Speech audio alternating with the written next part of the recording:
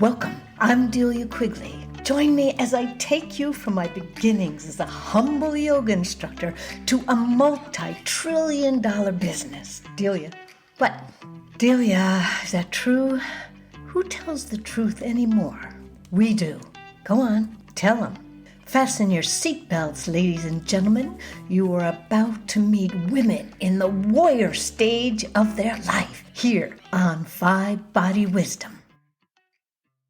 Warrior stage, Delia? What did we say about that warrior word in the last episode, Wise Woman? Yes, warrior. One moment, a woman is juicy and sexually relevant. When she walks into a room, men still look her over and give her that flirtatious gleam in the eye, hoping for a green light. And the next minute, her estrogen is dropping so fast like a loose pair of pantyhose, and her testosterone is sitting there like it's just waiting to take over. And she becomes fierce, and she becomes a warrior, and she starts sweating like crazy. Let's talk about a hot topic. That topic for many women is menopause. Literally, they get all heated up. For your listening pleasure, I invited holistic health coach Andrea Beeman to weigh in on a woman's transition into her warrior stage of life. First and foremost, menopause is when the female body naturally dumps a lot of estrogen because we are no longer sitting in our fertility. We're moving toward our wise woman stage. As we move beyond our fertility, which is the transition from fertility to menopause, right? We're moving beyond the fertile stage of the female life, then our body naturally dumps estrogen. And when it dumps that estrogen, just like when you were a teenager, your body's going to go through shifts. It's going to shift. It's that dewy, moist plumpness that was created by the boost in estrogen. Now that we're dumping the estrogen, we're going to be less moist. We get a little drier. We stop producing menstrual cycles, right? Our menstrual cycle starts to go away as our water element in Chinese medicine, as our water element gets a little dry. Yes, sirree, and that's what's happening in the physical body. In the meantime, the energy body, a woman's energy body, undergoes a profound transformation. This phase, which is marked by menopause, it begins with menopause, all right? It's not just biological shift, but an energetic initiation into deeper wisdom and personal power. This vital life force, your prana, your energy body, is redistributed, resulting in some serious energetic turbulence.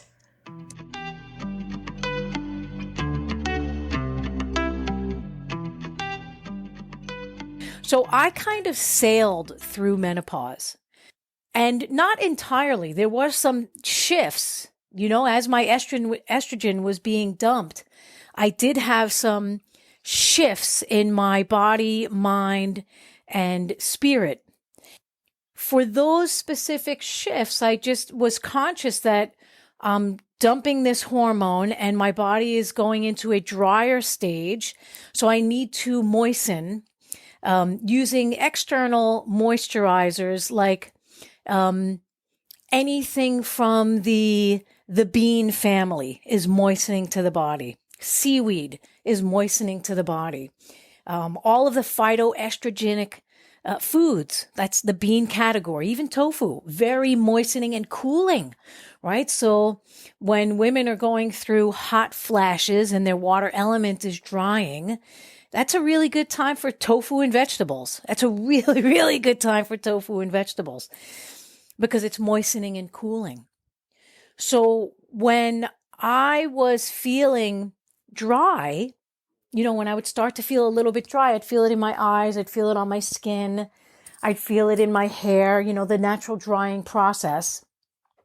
Not completely dry, but vagina, things get a little drier. But when that process started happening, I would increase my phytoestrogenic foods and herbs. So every day I would drink tea that was good for menopause. It included red clover, which is phytoestrogenic. It's part of the Fabaceae family or bean family. I would use hawthorn berry because in Western medicine, as a woman goes into menopause and beyond menopause, she's more likely to have a heart attack. And part of that reason is because the water element is not flowing as well in the body. So you get heated and the heart can't take that.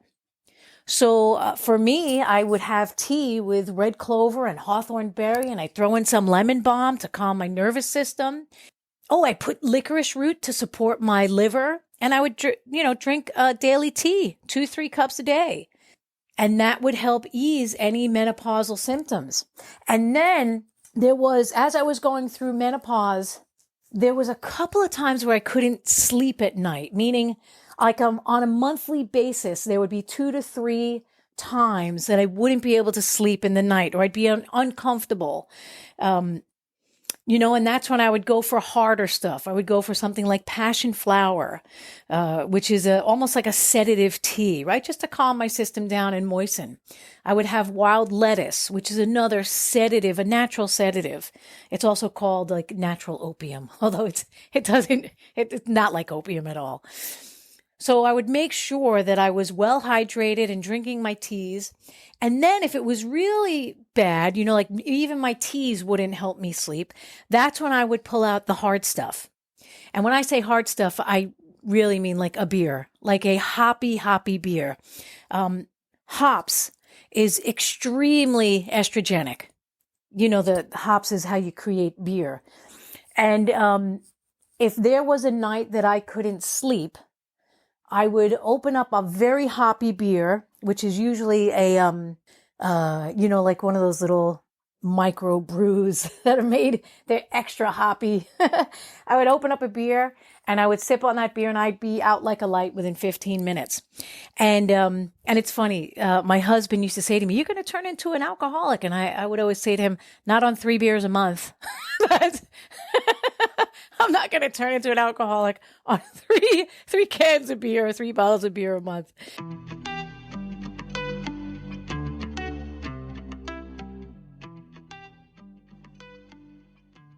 So that was Andrea's experience. I, on the other hand, had a whole other experience going on. So when I turned 50 and I was moving into menopause, I didn't have any hot flashes. I did have weight gain. And I went to see this Tibetan healer, and he said, your system's too cool. We're going to have to induce hot flashes. No, I wasn't really excited about that. But he put together some Chinese herbs, and I took them. I guess about a week after I started taking those babies, I woke up in the middle of the night, covers flying off of me, sweat pouring out of me. And I thought, oh, this is what the girls are going through. So I must have taken those for about 3 months. And then I said, that's enough. I am done with hot flashing. On the other hand, the weight gain, I put on probably a good solid 10 pounds. And no matter what I did, it wasn't going to budge. Until I realized, I had this conversation with my physical body, and my body told me, I need this weight. I need it because I'm pulling estrogen from the fatty tissue. And so I thought, all right, you can have it. I made peace with it. I said, no more than that, though. We're done here.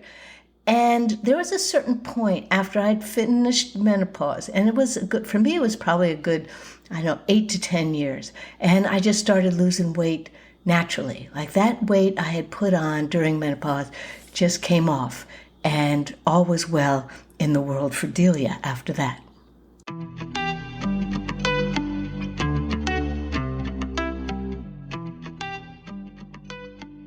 So one of the other things that happened during menopause was emotions would come up. Like, I'm a sensitive person.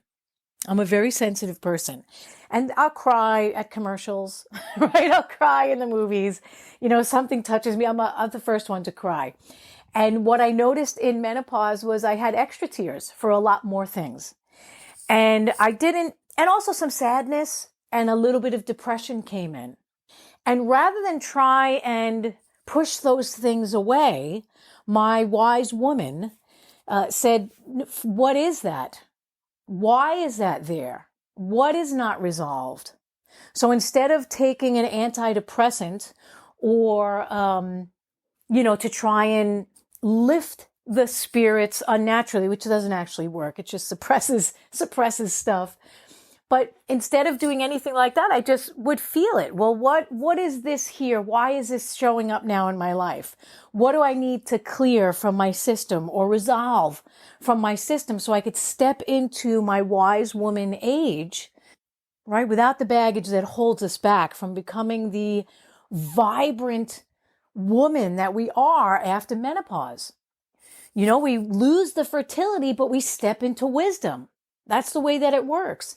And I'm not passing judgment on other women, but I encourage my clients and my friends to not take prescription medication to boost their hormones back up, to put the estrogen back in, the bioidentical hormones, all that stuff. I encourage them not to do that, but to sit with their symptoms. Why is this symptom coming to the surface? Why is this emotion coming to the surface? Why is this depression coming to the surface? Why are these things coming up? Do I need to change my diet and my lifestyle? Do I need to change my relationship to myself or to the people around me? Do I need to choose a different job, a different place to live?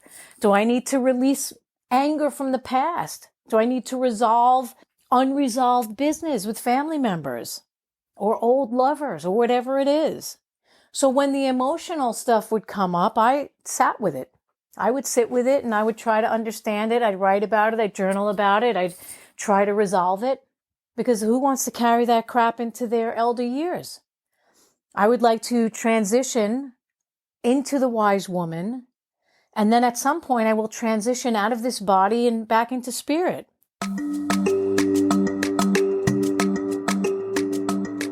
Delia, it is story time. What do you have for us today? Well, we're talking about becoming a warrior. And in reality, becoming a warrior for a woman takes years. She's first got to gather the scars needed to strengthen and toughen her for the years ahead. But somewhere in that time, and I'm talking in the 30s and 40s, she will experience an initiation by an elder, an older warrior, someone who's a tribe leader. When it happens, she may not even know the extent to which she has been chosen. She might think it's a great story to tell her friends, or a memory that she buries until one day it surfaces. And in that moment, she understands the importance, the significance of what happened. This is such a story. It was my initiation into the warrior clan.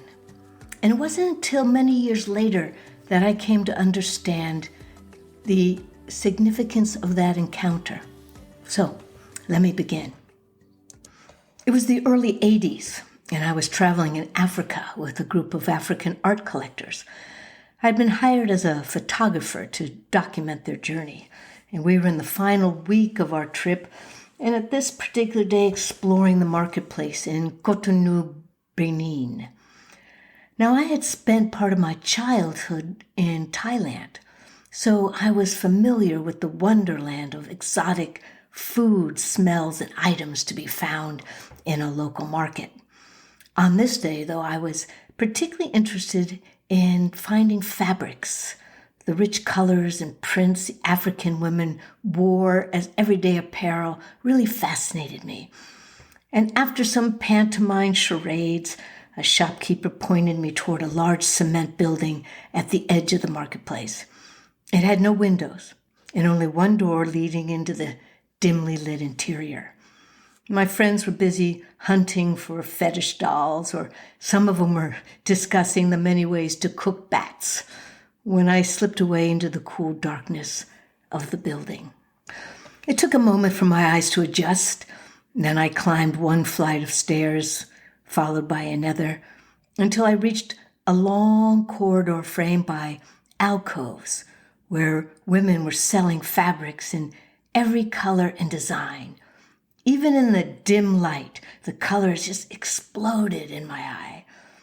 The women wore these fabrics. Their heads were wrapped, their ears adorned with long golden earrings and multiple strands of colorful beads around their necks and wrists.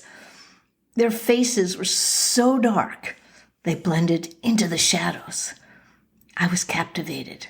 Some of the women were sitting behind the counter, and behind them were stacked, just impeccably stacked, these beautiful folded fabrics. Other women lounged atop their counters, munching on dates and nuts, and I smiled, and they smiled back, beckoning me forward to see what fabrics they had to offer. As a lifelong shopper, I knew to wait for that certain something just to catch my eye. So I slowly made my way towards the end of the corridor where I noticed a figure sitting in a chair in the middle of the aisle. She was dressed and embellished like all the others, but there was something more, that undefinable power a leader exudes effortlessly. She raised her right hand and beckoned me forward. Broad smile lit her face, and the yellows and reds radiated off the fabric she had wrapped around her head and her large body. I looked to my left, to my right. Was she beckoning to me? As I glanced to either side, I could see that the women had silently come out of their alcoves and were moving up from behind, curious to see how this scene would unfold. In that moment, I sensed I was approaching a woman of importance, a leader, a warrior. Her smile and beckoning hand continued to draw me forward. And at one point, I remember thinking I hadn't told anyone where I was going. Now, I am not a shy woman, nor do I frighten easily. Approaching this woman, this warrior, was a show of respect. But as a lone white woman, a stranger in this land and to this tribe of women, I knew I needed to proceed with caution. I was not in Kansas anymore. I slowly moved into her boundary space. She reached out to shake my hand, that big smile never leaving her face. I, in turn, extended my hand, and she grabbed my wrist hard. She pulled me forward, just enough to throw me off balance.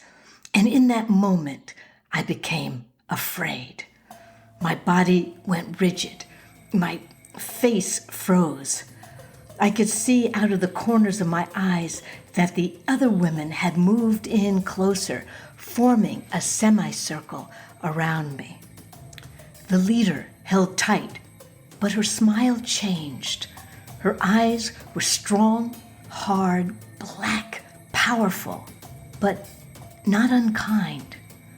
I could feel her energy run up my arm to my heart, causing it to beat faster and faster, and then suddenly I knew. She was just fucking with me. I immediately relaxed my body and smiled at the mischievous glint that appeared in her eye.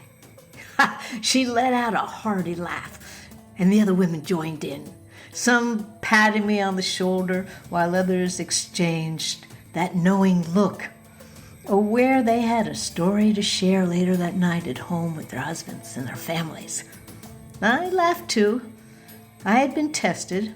I didn't fully understand the initiation I had just passed, but I did know in my heart that whatever she had communicated to me in that connection was for me alone to carry out of that building and into the life I was yet to build. When she was ready, she released my wrist and with a wave of her arms signaled for me to go, explore what her women had to offer. I backed away, stood in front of the first alcove I came to, picked some fabric I probably would never have chosen, and as casually as possible, I made my way down the corridor towards the stairs. What the other women said to me along the way, I have no idea. Some spoke their language, others made sounds. It was as if they were reliving a moment they would long remember. When I was nearly at the end, I turned. She was still there, sitting large and regal at the center of the action. I bowed my shoulders, my head in respect. This elicited from her a broad smile that I matched with one of my own. The observing women made a sound of approval. A few even applauded. And I turned and made my way down the stairs and out into the light. For me, menopause wasn't so bad. It was actually, it was pretty breezy. And I wish that for other women around the world, because we have been taught for too long that menopause is not natural. The things that you experience are not natural and not normal, but they are. And they're a wake-up call for us in our wise woman years. Do I need to change my diet? Do I need to change my perspective? As you're going through the change, what else needs to change? Or what needs to change to help you make it through this period in your life without so much drama and trauma? I feel that women are much more powerful than we have been led to believe for many years, right? Men have been in control for a very, very long time.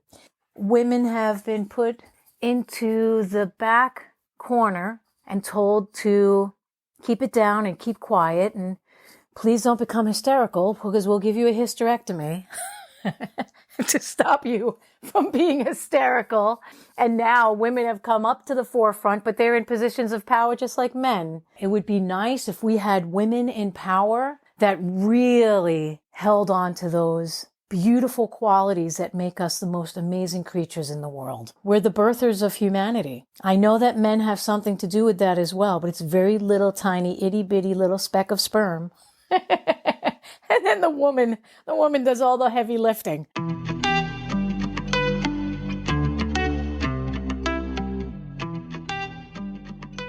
So, Delia, what about your warrior stage? You know, I love my warrior stage.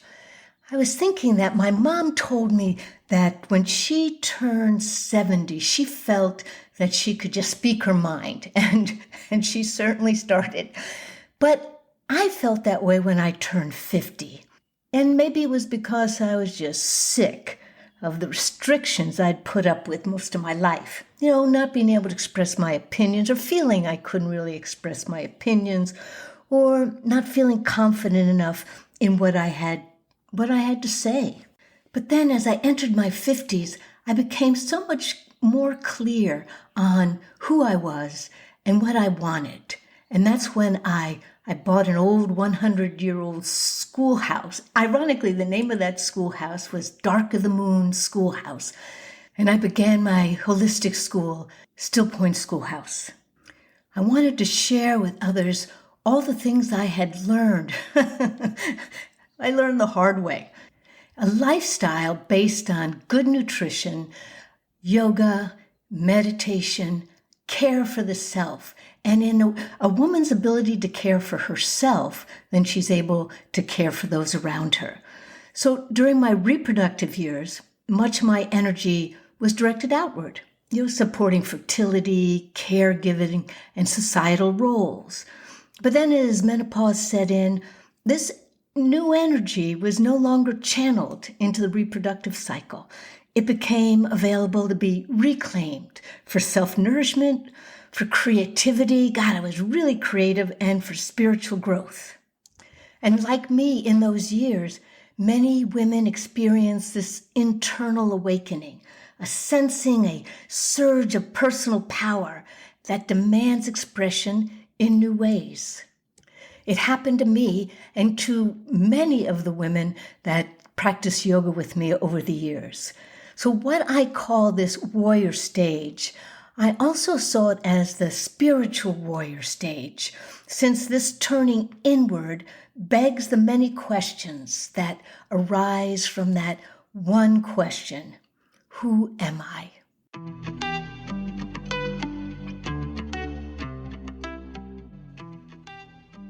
Delia, what's running a woman during her warrior stage of life? And by that I can mean what emotions are running her or what sub-personalities are surfacing. All right, okay, let's be clear. The warrior stage can be a time of female empowerment, or it can be a tumultuous battle between what Sidra and Hal Stone write about in their voice dialogues. It can be the warrior energy coming forward, dominating, or it could be what they call the guilty daughter. Ooh, so we have a book here to include in this segment, do we? Yes, we do. This is amazing work, the voice dialogues. And in Sidra and Hal Stone's book, Embracing Ourselves, okay, I just want to be clear. I came upon this book, or this book came to me after I named and began my podcast. So I'm I'm fascinated with how I'm attracting all this information, attracting all of this to share with you. Okay, so what about the book? Well, Sidra and Hal Stone's work is about identifying and literally conversing with your many what they call sub-personalities. So you mean that there's literally a warrior voice? Yes, there is. And this warrior has been disowned in women for millennia. Well, we kind of know that, right? Okay, so why don't you just go ahead and read part of this text to people? Okay, so this is from the chapter, The Empowerment of Women. Until recently, warrior energy was considered unfeminine, castrating, or worse yet, some form of devilish possession. And we can clearly see how necessary it is for self-protection and how powerless a woman can be if this energy is disowned. And before accepting your warrior energy, there is another energy that many women identify with, and that is the guilty daughter. And this is another energy pattern encouraged in women since Eve was created. Women, after all, were responsible for humanity's expulsion from paradise. And until the feminists drew attention to the belief system this inspired, women have, to a greater or lesser extent, lived as the guilty daughter. Eve was guilty of curiosity, independent thought, and wishing to expand her horizons. She was punished for her disobedience and thus paved the way for the birth of millions upon millions of guilty daughters. This archetypal energy is quite concerned about upsetting the collective. It worries constantly about what people will think. For hundreds of generations, mothers have asked their daughters, what will people think when their daughters want to deviate from the accepted norm? It is obvious that the guilty daughter does not have much clout. Anyone can judge her. Anyone can shame her. She is an ancient, powerful, archetypal energy, and it is time for women to disidentify with her. It is time for women to stop identifying with the energies within themselves that keep them disempowered.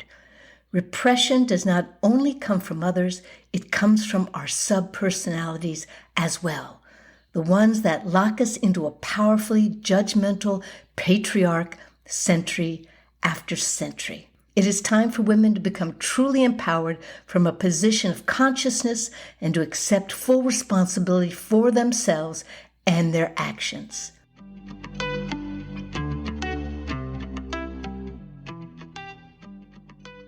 Well, now, Dewey, that's quite an earful for the women listening, but I'm sure that it's food for thought, and it's going to get a lot of women thinking about who they are and their place in the world right now.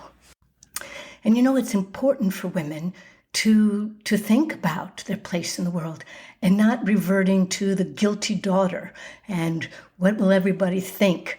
The key is to balance their warrior nature, that warrior energy, with their vulnerability, with an aware ego, and all comes together beautifully, awakening her to consciousness.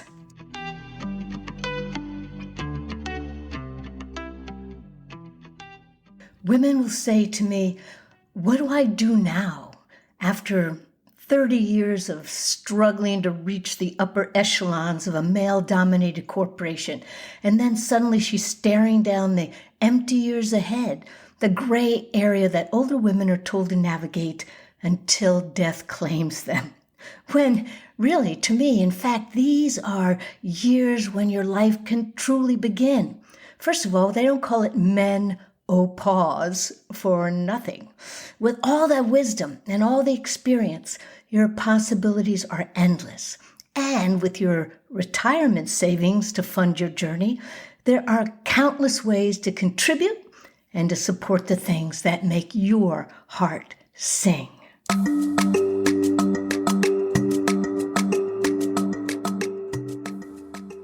So, Delia, any final words for your listeners? Yes. Be true to yourself. Be bold. Be brave. Use that grit that you have accumulated over these many years. Be defiant. Be determined. Love your life. You've just got one turn, one chance, one life to live. Live it fully. Live it full of love. I'm Delia Quigley. Thanks for listening to 5 Body Wisdom, a woman's warrior stage. In episode 4, we'll explore those crucial years when a woman leaves childhood and becomes, yes, a woman, and for many, a mother. My special thanks to health educator and all-round fierce warrior woman, Andrea Beeman. Thanks so much for listening. Until next time.